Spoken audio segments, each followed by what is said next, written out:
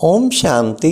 सुनते हैं 27 अक्टूबर 75 के पार्ट 2 अव्यक्त बाप दादा के महावाक्य।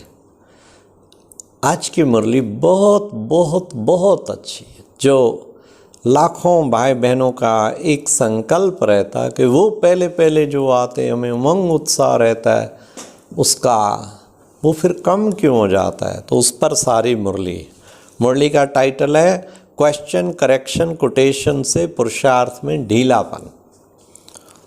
तो आज की मुरली में बाप दादा ने हर एक फूल का रूप रंग खुशबू में क्या देखा और रूप रंग बदलने वालों के बच्चों की क्या एक्टिविटी होती। चलते चलते वंग उत्साह पहले वाला नहीं रहता। कौन से 5 कारण बाप दादा ने बताए। अंत में लास्ट बाबा ने कहा अंत में अंतिम आहुति कौन सी डालनी है। तो अब ध्यान से सुनेंगे 27 अक्टूबर 75 पार्ट 2 की यह व्यक्त मुरली। आज बाप दादा बेहद की फुलवाड़ी को विशेष रूप से देख रहे थे कि हर एक फूल के अंदर रूप रंग और कितनी खुशबू है।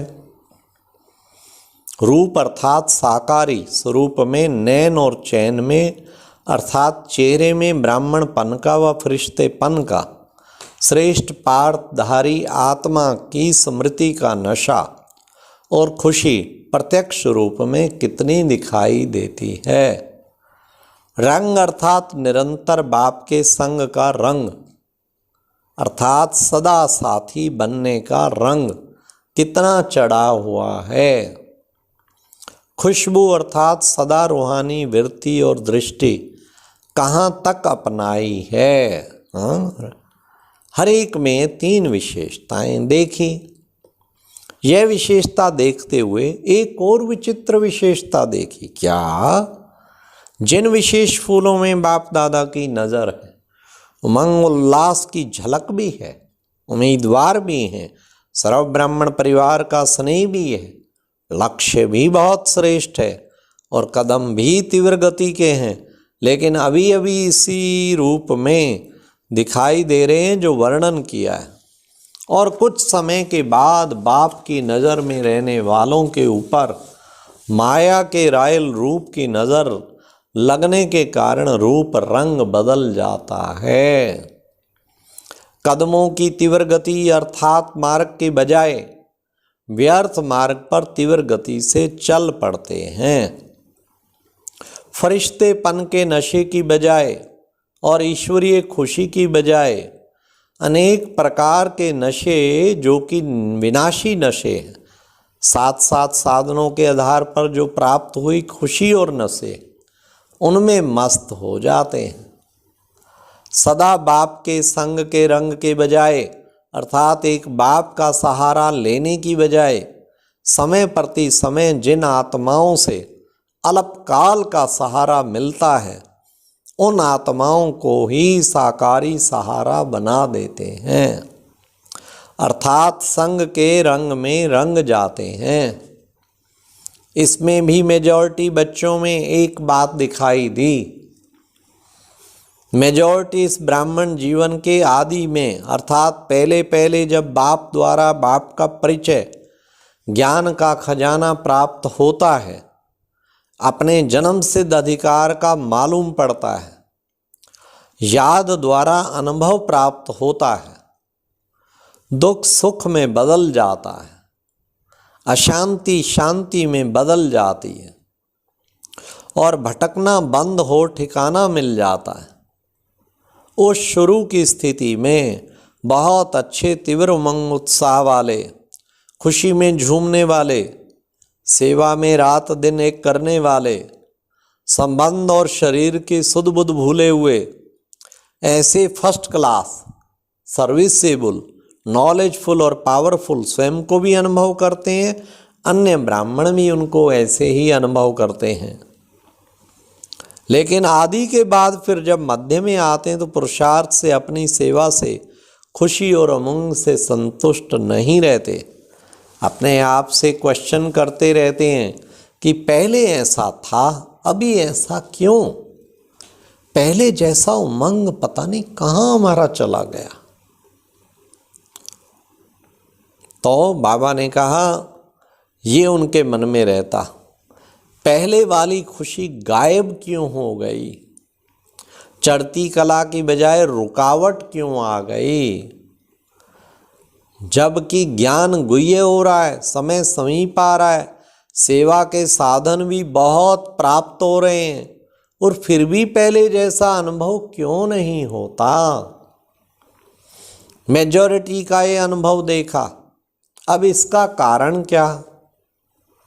कारण यह है, जब सेवा में और ब्राह्मण परिवार के संपर्क में व सेवा द्वारा जो प्रत्यक्ष फल प्राप्त होता है उसमें चलते चलते कोई हद की पोजीशन में आ जाते और कोई हम शरीक सर्विस साथियों व संपर्क में आने वाले अपने साथियों का अपोजिशन करने में लग जाते, तो कोई तो पोजीशन में आ जाते, मैं ये हूँ, कोई अपोजिशन, कोई स्थूल सेल्वेशन लेने में लग जाते, अर्थात सेल्वेशन के आधार पर सेवा और पुरुषार्थ करते, और फोर्थ कोई क्वेश्चन और करेक्शन करने लग जाते, और फिफ्थ और फिर कोई दूसरे की कोटेशन देने लग पड़ते, अर्थात दूसरे के दृष्टांत से अपना सिद्धांत बनाने लग जाते। इन पांच में से कोई ना कोई उल्टा मार्ग अपना लेते हैं। ये है उमंग उत्साह खत्म होने का कारण। बाप ने कहा कि सदा तपस्वी बन करके अपने ईश्वरीय ब्राह्मणपन के सर्वस्व त्यागी के पोजीशन में स्थित रहो, लेकिन हद की पोजीशन की मैं सबसे ज़्यादा सर्विसेबल हूँ, प्लानिंग बुद्धि हूँ, इन्वेंटर हूँ, धन का सहयोगी हूँ, दिन रात तन लगाने वाला हूँ, अर्थात हार्ड वर्कर हूँ या इंचार्ज हूँ, इस प्रकार के हद के नाम मान शान के उल्टे पोजीशन को पकड़ लेते हैं, अर्थात यथार्थ मंजिल से व्यर्थ मार्ग पर तीव्र गति से चल पड़ते हैं। बाप ने कहा सल्वेशन आर्मी हो, अर्थात अन्य आत्माओं को सल्वेशन देने पड़ती हो, लेकिन हद की सल्वेशन की ये साधन होगा तो सर्विस करेंगे, पहले साधन दो फिर सर्विस करेंगे। साधन भी सेवा अर्थ नहीं, लेकिन अपने सुख के अर्थ मांगते हैं। अगर यह किया जाए तो बहुत सर्विस कर सकता हूँ, एक्स्ट्रा स्नेह रिगार्ड दिया जाए, एक्स्ट्रा खातरी की वजह जाए, विशेष नाम लिया जाए, ऐसे प्रकार के सल्वेशन के आधार पर अपना पुरुषार्थ करने लग पड़ते हैं। इसलिए आधार गलत होने के कारण उन्हें अपनी उन्नति का अनुभव नहीं होता।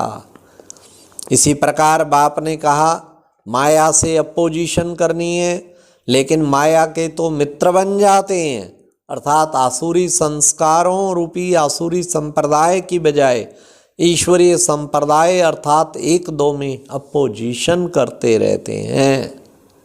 यह ऐसा करता है तो मैं इससे भी ज़्यादा करके दिखाऊं, यह सर्विसेबल है तो मैं भी सर्विसेबल हूँ, यह आगे है तो मैं पीछे क्यों, मैं गुप्त पुरुषार्थी हूँ, मुझे पहचानते नहीं, और निमित्त टीचर से तो मैं ज़्यादा सर्विसेबल हूँ। टीचर से भी अपोजिशन करते हैं, तुम अनुभवी नहीं मैं तो अनुभवी हूँ, तुम अनपढ़ हो मैं पढ़ी हुई हूँ। ऐसे एक दो में अपोजिशन करने से अपना सदा काल का श्रेष्ठ पोजीशन गवा देते हैं। आपस में अपोजिशन के कारण माया से अपोजिशन करने में कमज़ोर बन जाते हैं, अर्थात विजयी नहीं बन सकते। इसी प्रकार क्वेश्चन, करेक्शन और कोटेशन देने में तो बड़े होशियार वकील और जज बन जाते हैं। बाप को करेक्शन देते रहते, अपने आप को छुड़ाने के लिए अर्थात अपनी गलती को छिपाने के लिए कोटेशन देंगे।